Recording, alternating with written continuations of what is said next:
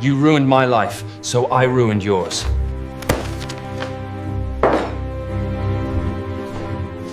Some men find God on the rigs. I found a divorce text. I was 40 feet up on platform 7, wrench in hand, grease up to my elbows, when my phone buzzed.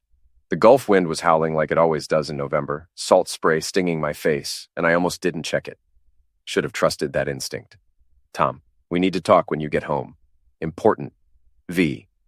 Vanessa never texted me at work. In our 15 years of marriage, she'd called maybe twice. Once when her mother died. Once when our daughter Lily broke her arm. This felt different. Wrong. I wiped my hands on my coveralls and typed back, "Can't talk now. Rig's a mess. Home Friday." 3 dots appeared. Disappeared. Appeared again. Then, "Don't bother coming home. I'm leaving you. I've moved to Palm Springs with Tyler. The house is sold. Accounts are emptied. You'll hear from my lawyer. Good luck with your life." I read it 3 times. The words didn't change. Tyler. Tyler freaking Brennan. 26 years old, trust fund baby, life coach, who'd been hanging around our social circle for 6 months. The guy who showed up to backyard barbecues in a Mercedes and talked about manifesting abundance while drinking my beer.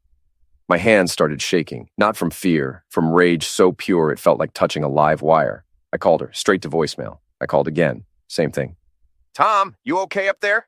Big Mike's voice boomed from below.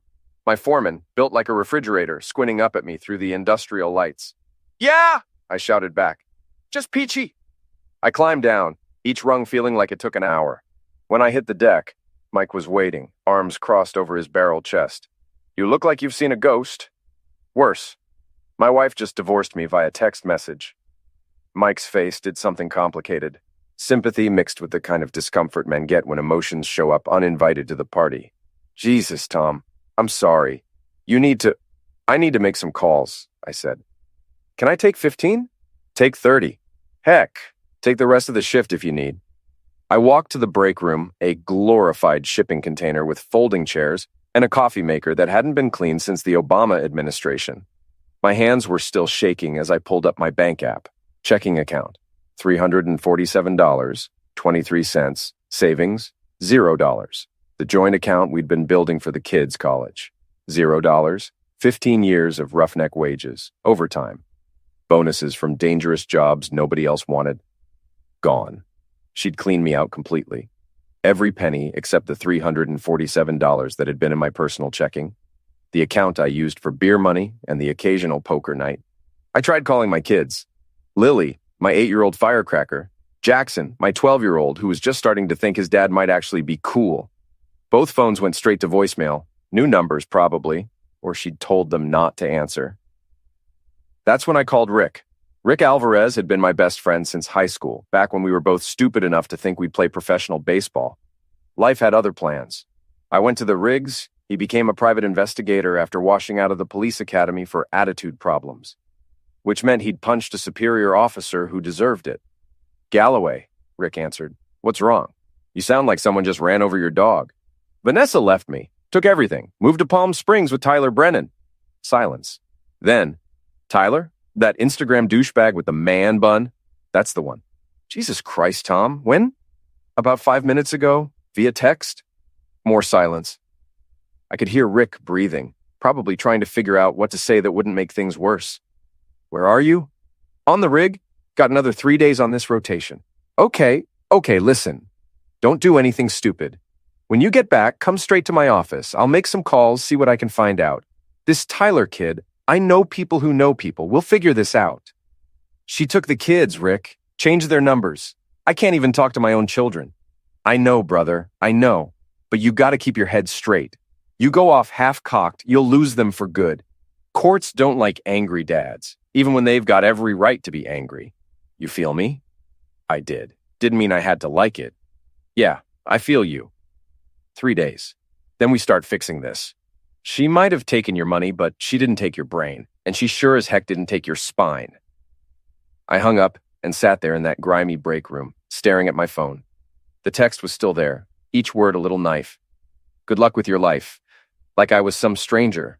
Like 15 years meant nothing. Like our kids were just accessories she could pack up and move across 3 states. I thought about Tyler Brennan, 26, drove a white Mercedes G-Wagon. Always wore designer sneakers that probably cost more than my truck payment. He'd shown up at a neighborhood party last spring, friend of a friend, and immediately started holding court about his coaching business and his investment strategies. Vanessa had been fascinated. I'd been annoyed. "He's just so inspiring," she'd said after that first party. "He really makes you think about your potential." "He makes me think about punching him in his perfect teeth," I'd replied. She'd laughed then, thought I was joking. I wasn't joking now. The rest of my shift passed in a blur. I went through the motions, checking gauges, tightening bolts, running safety protocols. The rig was a living thing, all noise and heat and controlled chaos. Normally I loved it, the simplicity of it. Do the job, keep everyone alive, go home with a paycheck. Now home was gone. The paycheck was gone. Everything was gone. That night, lying in my bunk in the crew quarters, I stared at the ceiling and made a list in my head. Not a list of what I'd lost, that way lay madness. A list of what I still had. 1, my skills. I was a really good roughneck. I could get work anywhere. 2, my truck. Paid off last year. She couldn't touch it because it was in my name only, bought before we were married. 3, my friend Rick, who knew how to dig up dirt. 4, my anger, cold now, not hot, focused, useful. 5, time. 3 days to think, 3 days to plan. I'd spent 15 years working one of the most dangerous jobs in America. I'd survived blowouts, equipment failures, storms that should have ended me. I'd worked alongside men who'd lost fingers, eyes, entire limbs to this work. Vanessa thought she could just delete me from her life like a bad photo. She had no idea what she'd just unleashed. Friday afternoon, I walked into Rick's office smelling like 3 days of rig work and fury. He'd set up shop in a strip mall off I-10, sandwiched between a nail salon and a tax preparation place that was definitely a front for something else.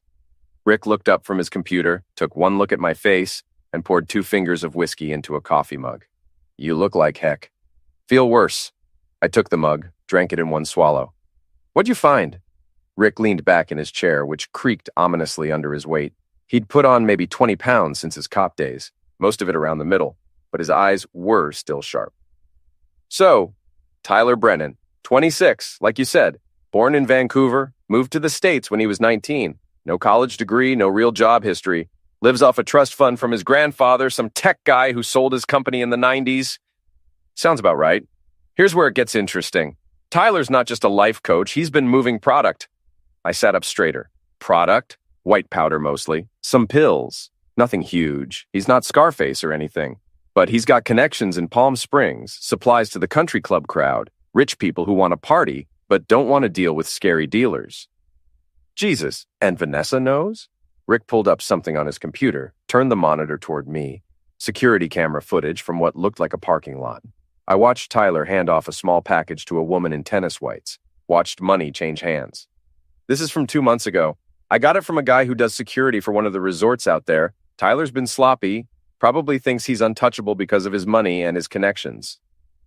"Does Vanessa know?" I asked again. "Oh, she knows.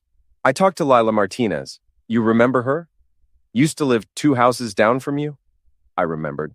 Lila was Vanessa's best friend, one of those women who collected gossip like baseball cards and traded it just as ruthlessly. "Lila says Vanessa's been bragging, saying Tyler's entrepreneurial, that he's not afraid to take risks. Apparently your wife has convinced herself she's some kind of outlaw queen now." I felt something cold settle in my chest. "She's using my kids as cover for a pills dealer." "Looks that way. Lila says they're living in this huge rental in Palm Springs, throwing parties every weekend. The kids are there, but nobody's paying attention to them.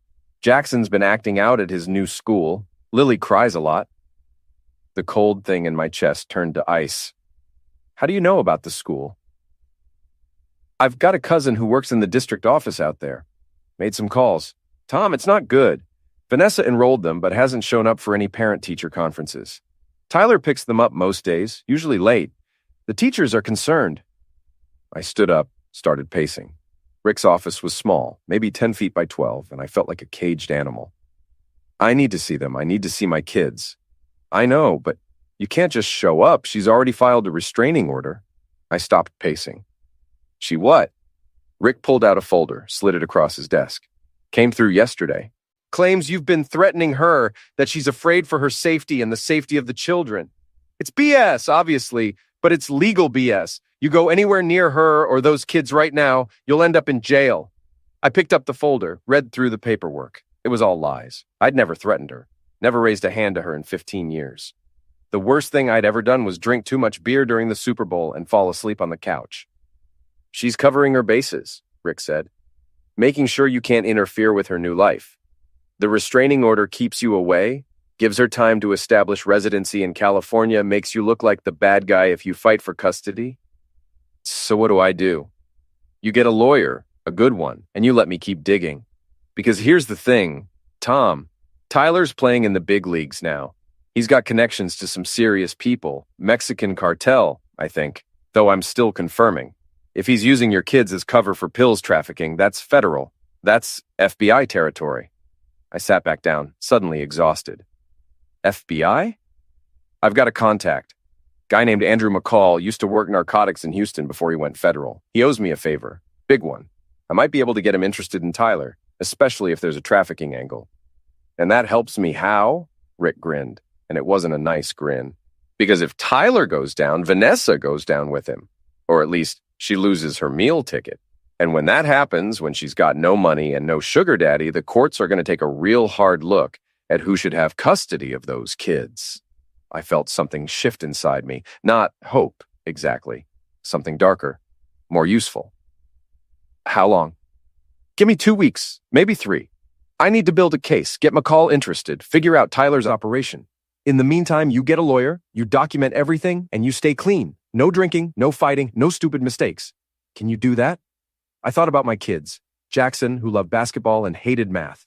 Lily, who collected rocks and wanted to be a veterinarian. Both of them living in a house full of pills and strangers. Their mother too busy playing outlaw queen to notice they were drowning. Yeah, I said. I can do that. Rick pulled out a business card, handed it to me. This is Sandra Chen. She's a family lawyer, handles custody cases. She's expensive, but she's a butcher in court. Tell her I sent you. I took the card, stood up. Thanks, Rick. I mean it. Don't thank me yet. This is going to get ugly before it gets better. Vanessa's not going to just roll over. And Tyler, that kid's got a mean streak, I can tell. He's the kind of guy who smiles while he's stabbing you in the back. Then I'll just have to stab first. Rick shook his head.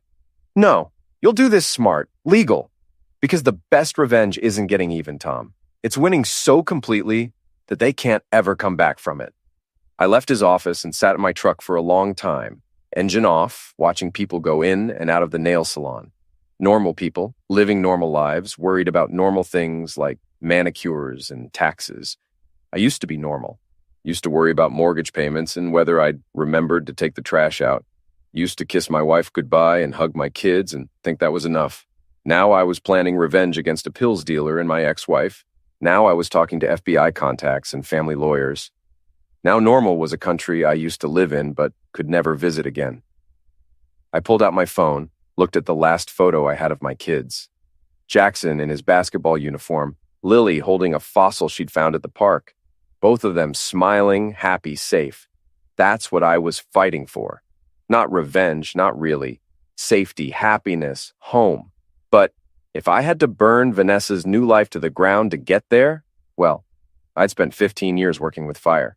I knew how to make it burn. 2 weeks later, I was sitting in a rental car outside a gated community in Palm Springs, watching the sun set over the desert and wondering if I'd lost my mind.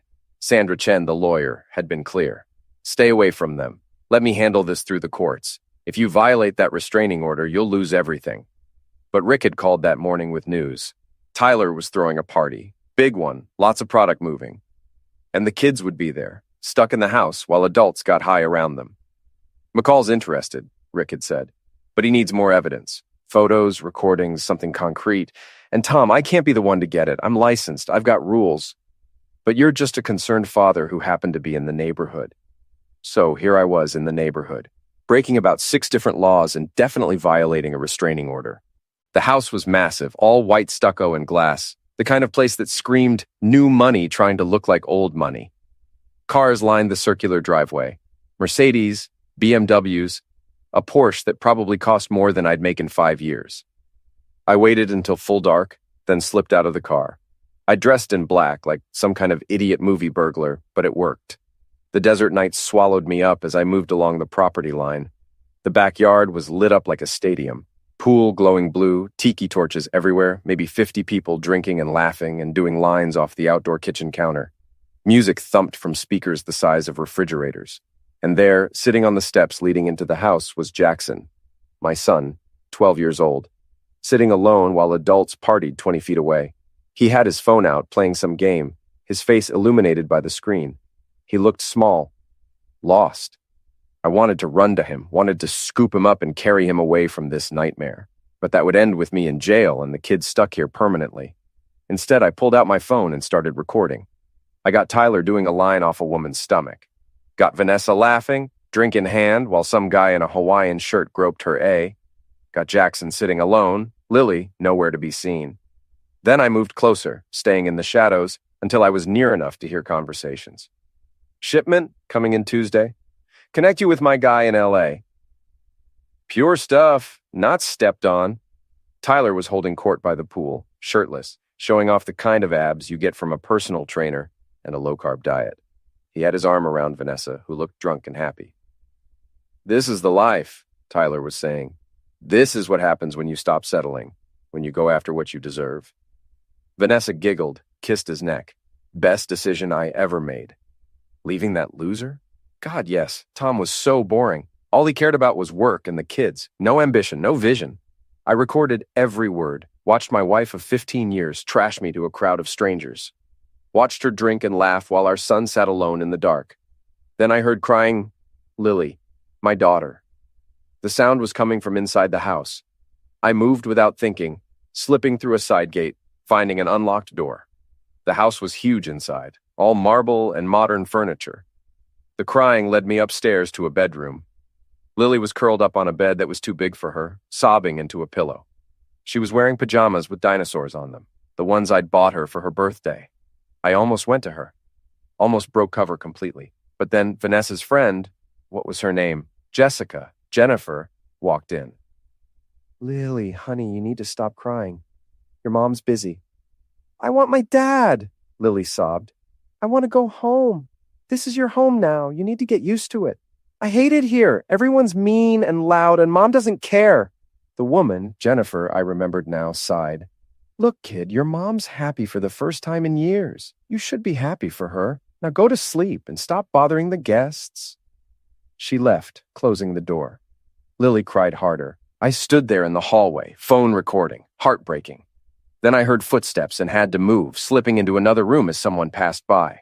I spent the next hour documenting everything, the pills on the coffee table downstairs, the cash changing hands, Tyler's friends talking about business opportunities and expanding the operation, and through it all, my kids, ignored, alone, scared. Finally, around midnight, I slipped back outside. The party was winding down, people stumbling to their cars.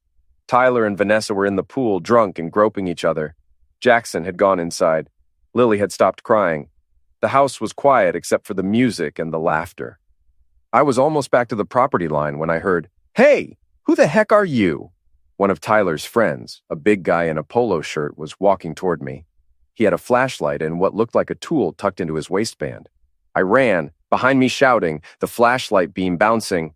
I hit the fence, started climbing, felt hands grab my ankle, kicked hard, connected with something soft. The hands let go. I dropped over the fence, landed hard on the other side, rolled, kept running. Made it to my rental car, engine starting on the first try, pulling out as the big guy reached the street. He got my license plate. Definitely got my license plate. I drove for an hour, hands shaking, checking the rearview mirror every 30 seconds. Finally pulled into a gas station, parked under the lights, and called Rick. Tell me you got something good, he said. I got everything. Tyler dealing, Vanessa knowing about it, the kids being neglected. It's all on video. And I got spotted. Some security guy chased me, got my plate. Rick swore. Okay, we can work with this.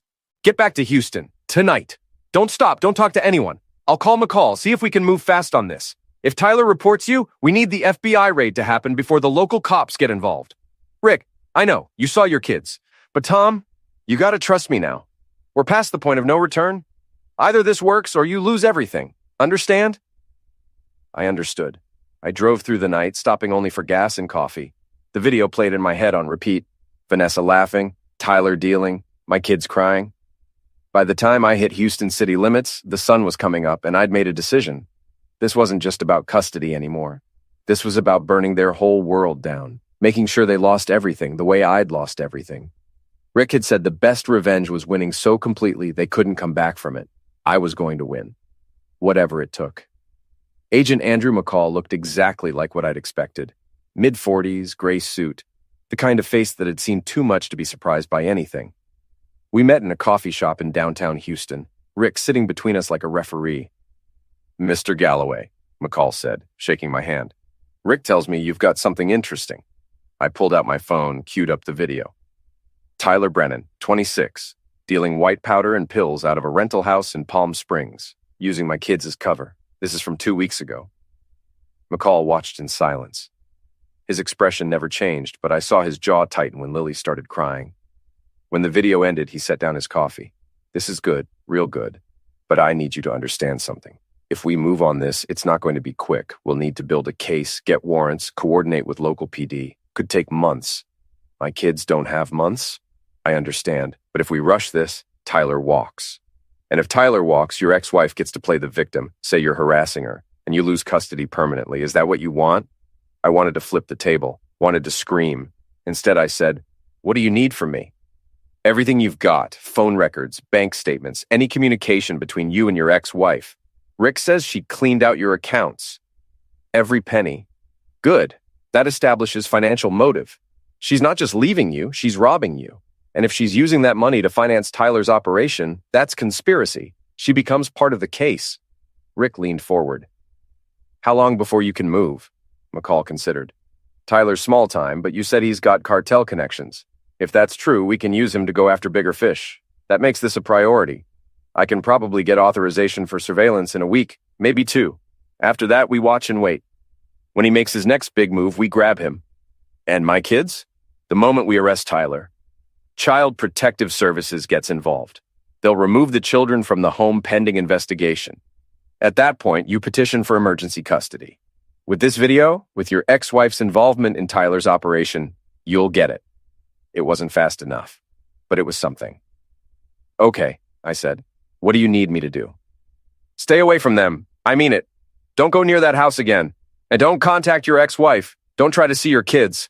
I know it's hard, but any contact from you muddies the waters.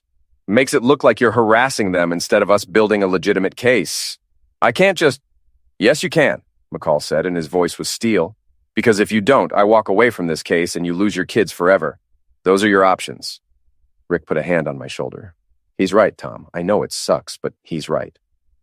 I looked at the video, still frozen on my phone. Lily crying. Jackson alone. Vanessa laughing. Fine. But I want updates every day. "Every week," McCall countered. "This is an active investigation. I can't have you calling me constantly. But I promise you, the moment we move, you'll know." We shook hands. McCall left, taking a copy of my video with him. Rick and I sat in the coffee shop, drinking bad coffee and watching traffic go by. "You did good," Rick said finally. "Doesn't feel like it." "That's because you're a dad and your kids are hurting. But Tom, this is how we win. Legal, clean, by the book.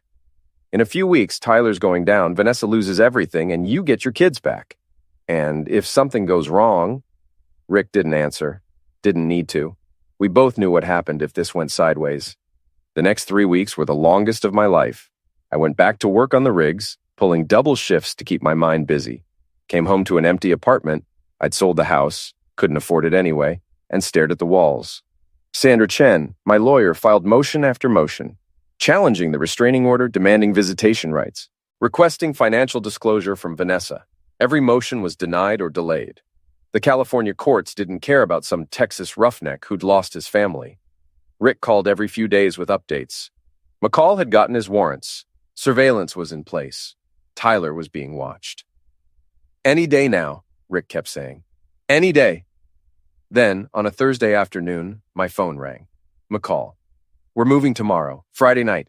Tyler's got a big shipment coming in, meeting with his suppliers. We're going to hit the house, grab everyone there. You need to be ready." "Ready how?" "Have your lawyer on standby. The moment we make arrests, she needs to file for emergency custody. CPS will take the kids into protective care." But if your lawyer's fast, she can get them released to you instead of foster care. Can she do that? She better be able to. I'm paying her enough. Good. Stay by your phone. This time tomorrow, it'll all be over. He hung up. I called Sandra Chen, filled her in. She promised to have all the paperwork ready. Then I called Rick. I heard, he said. McCall looped me in. Tom, this is it. Tomorrow you get your kids back. What if something goes wrong? Nothing's going to go wrong. McCall's good at his job. Trust him. I tried. I really did. But that night, lying in bed, all I could think about was Lily crying and Jackson sitting alone. All I could think about was Vanessa laughing while my kids suffered. Tomorrow couldn't come fast enough. Friday dragged like a wounded animal. I couldn't focus on work, couldn't eat, couldn't do anything but watch my phone and wait. Finally, at 8:47 p.m., it rang. It's done, McCall said. Tyler Brennan is in custody, so are 6 of his associates. We seized approximately 2 kilograms of white powder, various pills, and about $40,000 in cash. Your ex-wife was present but not arrested. We don't have enough to charge her yet. Where are my kids? CPS has them. They're at a facility in Palm Springs. Your lawyer needs to move fast. I bought you some time, told CPS you were coming, but if she doesn't file by Monday, they go into the foster system. I'm on my way. I'll be there tomorrow. Drive tomorrow. It's 9 hours. You're emotional. I don't need you wrapping your truck around a tree. Your kids are safe. They're fed, they're warm, they're away from Tyler. One more night won't end anyone. He was right, but I hated it. Hated every second of waiting. But I forced myself to breathe, to think clearly. What about Vanessa? She's a mess. Crying, screaming, swearing she didn't know anything about Tyler's operation. We're not buying it, but we need more evidence. That's where you come in. Me? Your video shows her at parties where pills were present. Shows her laughing about Tyler's business. But it's not enough for charges. What we need is financial evidence. Bank records showing she paid for things with pills money. Communications between her and Tyler discussing the operation. Anything that proves she was a willing participant, not just a naive girlfriend. I'll get it. Legally, Mr. Galloway, I can't use anything obtained illegally. I understand. I hung up and immediately called Sandra Chen. File the paperwork. Tonight. I want my kids out of CPS custody by tomorrow afternoon. I'm already on it. I've got a judge lined up, emergency hearing scheduled for 2 p.m. tomorrow. You need to be there. Clean clothes, clean shave, look like a responsible parent. I am a responsible parent. Then look like one. See you tomorrow. I couldn't sleep. Spent the night packing a bag, cleaning my apartment, making sure everything looked perfect for when the kids came home.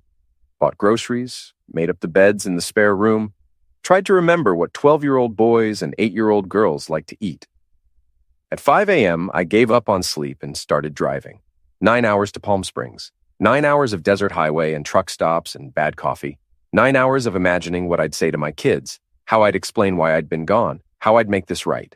I made it to the courthouse with an hour to spare. Sandra Chen was waiting, looking sharp in a gray suit, briefcase in hand. You look terrible, she said. Thanks, but you're here, and that's what matters. Listen, this should be straightforward. CPS wants these kids out of their system. You're the biological father, and we've got evidence that their mother's home was unsafe. The judge will likely grant temporary custody pending a full hearing. What about Vanessa? Will she be there? Probably. She's got a right to contest this. But Tom, don't engage with her. Don't talk to her. Don't look at her. Don't react no matter what she says. Understand? I understood. The courtroom was small, just a judge's bench and a few rows of seats. Vanessa was already there, sitting with a lawyer I didn't recognize. She looked awful, hair messy, makeup smudged, wearing sweatpants and a t-shirt. When she saw me, her face twisted with rage. You bastard, she hissed. You did this. You ruined everything. Her lawyer put a hand on her arm, whispered something. She shut up, but kept glaring at me with pure hatred. The judge entered, a woman in her 60s, gray hair, reading glasses on a chain.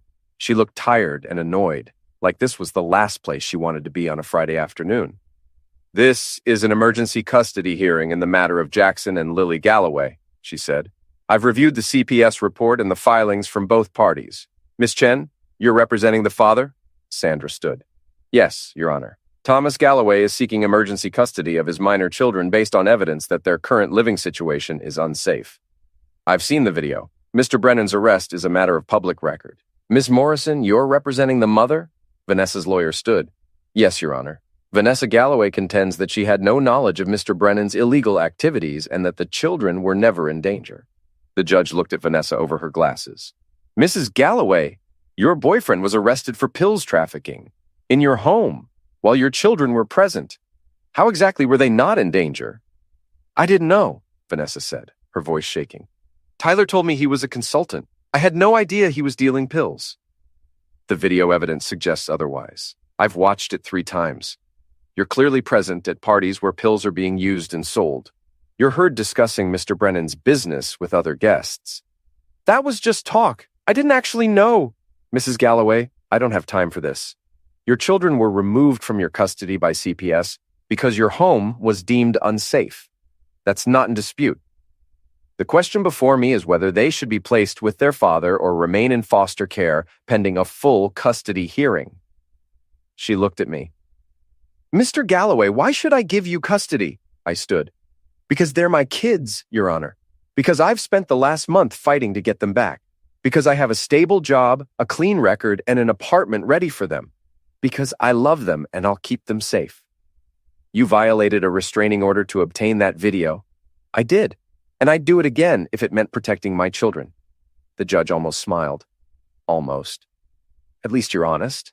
Miss Chen, does your client understand that this is temporary custody only? That there will be a full hearing to determine permanent placement? He does, Your Honor. And Mrs. Galloway will have supervised visitation rights? We're not contesting that. The judge made a note. Very well. Temporary custody is granted to Thomas Galloway pending a full hearing to be scheduled within 30 days. Mrs. Galloway will have supervised visitation 2 hours per week, location and supervisor to be determined by CPS. Mr. Galloway, if you screw this up, if you give me any reason to think those kids aren't safe with you, I will remove them so fast your head will spin. Are we clear? Crystal, Your Honor. Good. Get your kids and get out of my courtroom. I wanted to cheer, wanted to grab Sandra and hug her. Instead, I just nodded and followed her out. Behind me, I heard Vanessa start to cry, heard her lawyer trying to calm her down, didn't care, didn't look back. An hour later, I was at the CPS facility. Jackson and Lily were brought out by a social worker, both of them looking scared and confused. Then they saw me. Dad! Lily screamed and ran. I caught her, lifted her up, held her so tight I thought I might break her. Jackson was more reserved, 12 years old and trying to be tough, but he hugged me too. Dad, what's happening? Where's Mom? Where's Tyler? Tyler's gone, I said. And you're coming home with me. Both of you, for good. Really? Lily asked, her face buried in my shoulder. Really? We drove back to Houston that night, stopping for burgers and ice cream. The kids telling me everything that had happened. The parties, the scary people, Tyler's friends. How Mom was always busy and never had time for them. How they'd been so scared and just wanted to come home. I listened to every word, rage building inside me like a pressure cooker. But I kept my voice calm, kept telling them it was okay now. They were safe. I'd never let anything bad happen to them again. By the time we got back to Houston, it was past midnight. I carried Lily inside. She'd fallen asleep in the truck and showed Jackson his room. It's not much, I said. But it's yours. We'll make it better, get some posters, whatever you want. Jackson looked around, then at me. Dad, are you and Mom getting divorced? Yeah, buddy, we are. Good. She's been really mean lately. Ever since Tyler. He went to bed. I tucked Lily in, kissed her forehead, and stood in the doorway, watching them both sleep. I'd won. I'd gotten my kids back. But this wasn't over. Not even close. Vanessa still had money. My money. Tyler was in jail but would probably make bail. And neither of them had paid for what they'd done. Not really. The custody hearing was in 30 days. 30 days to build a case so strong that Vanessa would never get near my kids again. 30 days to make sure she lost everything, the way I'd lost everything. I pulled out my phone and called Rick. I need you to dig deeper, I said. Bank records, phone records, everything. I want to know every penny Vanessa spent, every call she made, every text she sent. I want to bury her so deep she never sees daylight again. Tom, you got the kids. Maybe it's time to... It's not time. It won't be time until she's lost everything. Can you do it or not? Silence. Then, yeah, I can do it. But Tom, be careful. Revenge is a heck of a pills. Don't let it turn you into something you're not. Too late for that, I thought. But I didn't say it out loud. I just said, Find me everything. I'll handle the rest. The next 3 weeks were a blur of school registrations, therapy appointments, and legal meetings. Jackson and Lily were adjusting slowly. Jackson had nightmares. Lily cried sometimes for no reason. But they were home. They were safe. And I was building my case. Rick came through like always. He dug into Vanessa's finances and found a goldmine of evidence. $50,000 withdrawn from our joint account the day before she left. Wire transfers to Tyler's accounts. Credit card statements showing purchases at luxury stores, restaurants, even a jewelry store where she'd bought Tyler a $10,000 watch. All of it bought with my money. Money I'd earned breaking my back on oil rigs while she played house with a pills dealer. But the real bombshell was the text messages.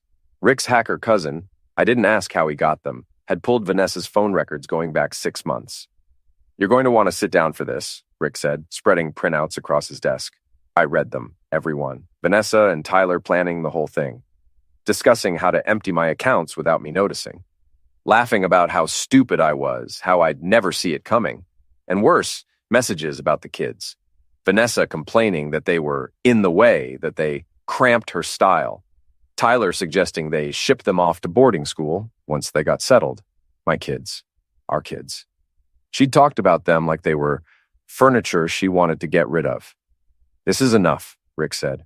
Show this to your lawyer, to the judge. Vanessa will be lucky if she gets supervised visitation once a month. It's not enough, I said. Tom, she needs to lose everything, not just custody. Everything. Her reputation, her friends, her future. I want her to know what it feels like. Rick leaned back in his chair. Okay, what are you thinking? She's been posting on social media, right? Playing the victim? Poor Vanessa, betrayed by her pills dealer boyfriend, fighting for her kids? Yeah, she's got a whole sob story going. Lots of sympathy from people who don't know the real story. Then we tell them the real story. We leak the texts, the bank records, the video, everything. Let the court of public opinion tear her apart before the real court does. Rick shook his head. That's nuclear, Tom. Once you do that, there's no taking it back. Her life will be destroyed. Good. I'm serious. She'll lose her job, her friends, everything. Is that really what you want? I thought about Lily crying in that bedroom, about Jackson sitting alone at that party, about Vanessa laughing while my kids suffered. Yes, I said, that's exactly what I want. Rick sighed. Okay, but we do this smart. We don't just dump everything online like some kind of revenge porn. We leak it to the right people. Journalists, bloggers, people who'll tell the story the way we want it told. Can you set that up? Yeah, give me a few days. 4 days later, the story broke. A local Houston blogger, one of those people who covered society drama and charity events, posted a long piece titled, The Real Story Behind the Palm Springs Pills Bust. It had everything. The texts, the bank records, the video, quotes from anonymous sources, Rick and Sandra Chen, though they'd never admit it. A timeline of Vanessa's betrayal from the first text to Tyler's arrest. By noon, it had been shared 10,000 times. By evening, local news stations were picking it up. By the next morning, Vanessa's face was on TV, labeled accomplice to pills dealer neglectful mother. Her phone number got leaked somehow. Her address. Her employer, she'd gotten a job at a marketing firm in Palm Springs, issued a statement saying she was no longer with the company. Her social media accounts, which had been full of sympathy and support, turned into a war zone. Thousands of comments calling her a terrible mother, a gold digger, a criminal. She deleted everything, went dark, disappeared from the internet entirely. But the damage was done. Everyone knew. Everyone had seen the evidence. There was no coming back from this. Sandra Chen called me. You know she's going to blame you for this in court, right? She'll say you orchestrated a harassment campaign. Let her. Everything we released is true. She can't sue for defamation if it's all factual. She can still make you look vindictive. I'm vindictive, but I'm also right. The custody hearing was scheduled for the following Monday. I spent the weekend with my kids trying to keep things normal. We went to the park, watched movies. I made pancakes for breakfast, burned them slightly, and Lily ate them anyway because she was the best kid in the world. Jackson asked once about the news stories. Dad, is Mom really going to jail? I don't know, buddy. Maybe. She made some bad choices. Is it because of us? No, it's because of her. None of this is your fault. You understand that? He nodded, but I could see he didn't quite believe it. 12 years old was too young to understand that sometimes parents failed, that sometimes the people who were supposed to protect you were the ones who hurt you most. Monday morning, I put on my best suit, the one I'd worn to my wedding, ironically enough, and headed to court. Sandra met me outside, looking grim. Vanessa's lawyer is going scorched earth.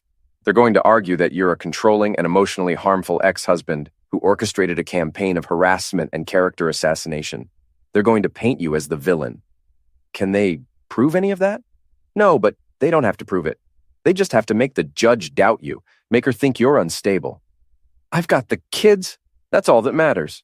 For now, if this goes badly, you could lose them again, permanently. I took a breath. Then it won't go badly. The courtroom was packed. Apparently, this case had become something of a local sensation. Wronged husband versus neglectful mother, with pills and money and betrayal. The kind of story people couldn't look away from. Vanessa was already there, sitting with her lawyer. She looked terrible, thinner, older, broken, good. The judge entered, same woman from the emergency hearing, and called the court to order. This is a custody hearing in the matter of Jackson and Lily Galloway. I've reviewed all filings, evidence, and testimony. I've also seen the media coverage, which I'll address shortly. Miss Chen, your opening statement. Sandra stood. Your Honor, this case is straightforward. Thomas Galloway is a fit parent who was robbed, betrayed, and separated from his children by his ex-wife's criminal negligence. He fought through legal channels to regain custody, and the evidence overwhelmingly supports permanent placement with him. Miss Morrison? Vanessa's lawyer stood. Your Honor, Vanessa Galloway made mistakes. She trusted the wrong person, and her children suffered as a result. But she's not a criminal. She's a victim of Tyler Brennan's manipulation and of her ex-husband's vindictive campaign to destroy her life. Mr. Galloway leaked private information, orchestrated a media circus, and turned his children into tools in a personal vendetta. That's not the behavior of a fit parent. The judge looked at me. Mr. Galloway, did you leak information to the media? No, Your Honor. I provided evidence to my attorney and to law enforcement. What happened after that is not under my control. But you're aware that private text messages and financial records were made public? I am. And you're aware that your ex-wife has received death threats and harassment as a result? I hadn't known that. Didn't care either. I'm aware that everything made public was factual and relevant to this case. The judge made a note. We'll come back to that. Miss Chen, call your first witness. Sandra called Agent McCall, who testified about Tyler's arrest, the pills found in the house, and the environment my kids had been living in. Then she called the CPS social worker, who testified about the kids' state when they were removed, scared, neglected, showing signs of emotional trauma. Then she called me. I took the stand and told my story. The divorce text, the empty bank accounts, the restraining order, fighting to get my kids back, everything. Vanessa's lawyer cross-examined me, trying to make me look obsessive, controlling, dangerous. I stayed calm, answered every question honestly, didn't take the bait. Then Vanessa took the stand. She cried. A lot. Talked about how she'd been manipulated by Tyler, how she'd never meant for any of this to happen, how she just wanted her babies back. Sandra cross-examined her, pulling out the text messages, reading them aloud, Vanessa's words about the kids being in the way, about me being stupid, about planning to ship the kids off so she could live her new life. Vanessa tried to explain, to justify, to make excuses, but the texts spoke for themselves. When it was over, the judge called a recess. We waited in the hallway for 2 hours while she reviewed everything. Finally, we were called back in. I've made my decision, the judge said. Primary custody is awarded to Thomas Galloway. Vanessa Galloway will have supervised visitation 2 hours per week, pending completion of parenting classes and a psychological evaluation.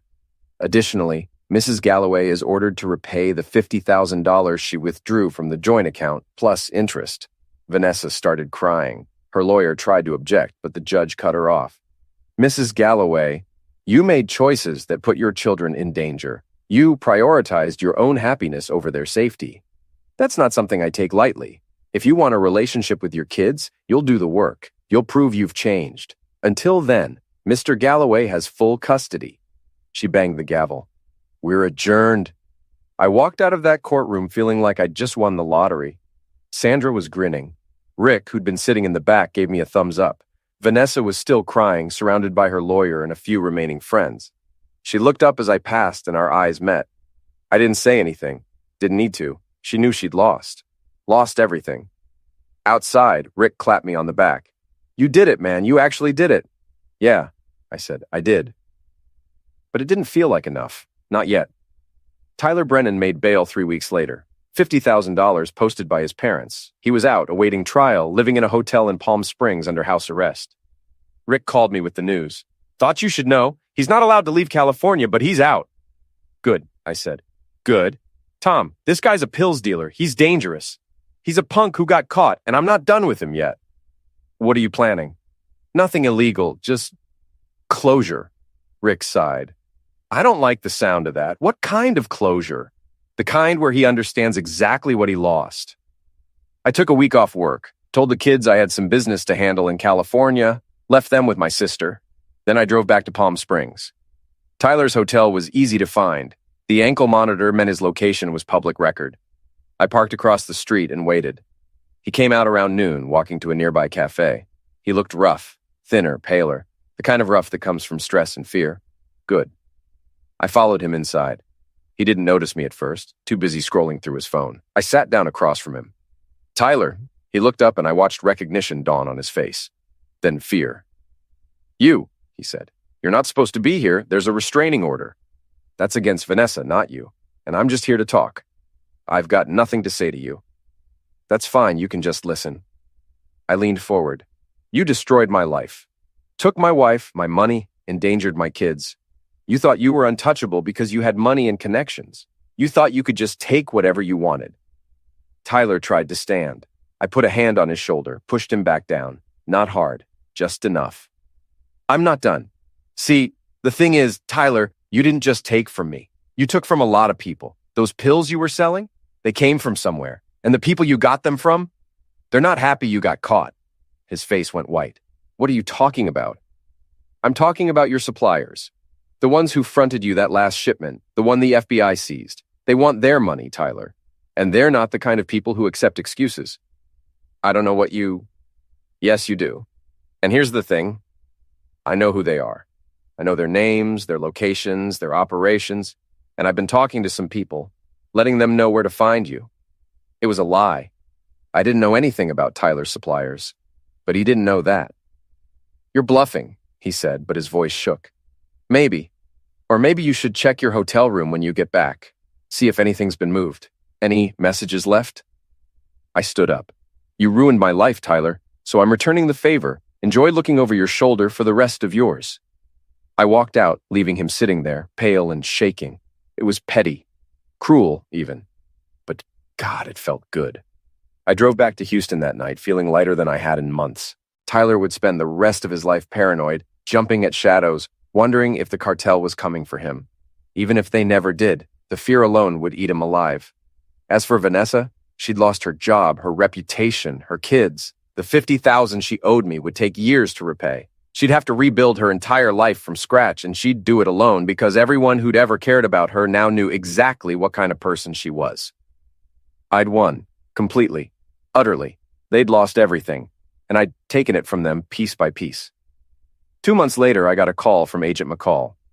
Thought you'd want to know. Tyler Brennan took a plea deal. 5 years in federal prison. He'll be out in 3 with good behavior. What about Vanessa? No charges. We couldn't prove she knew about the pills operation. But between the custody case and the public fallout, I'd say she's paid a price.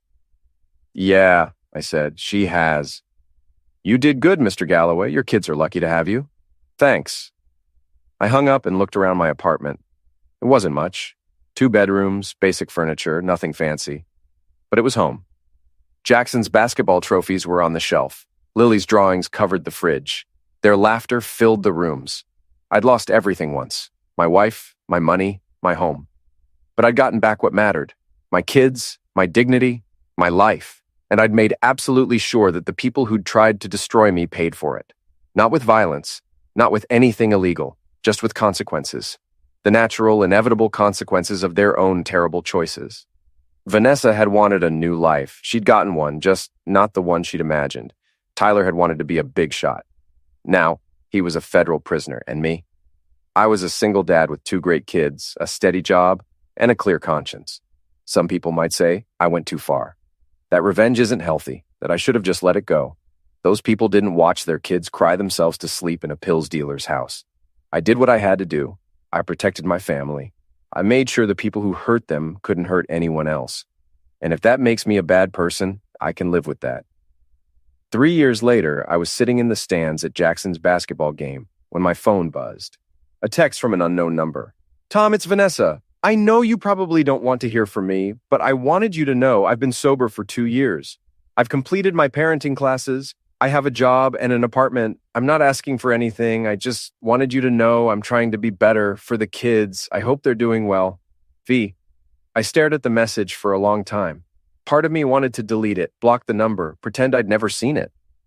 Part of me wanted to respond with something cruel, reminder of everything she'd done.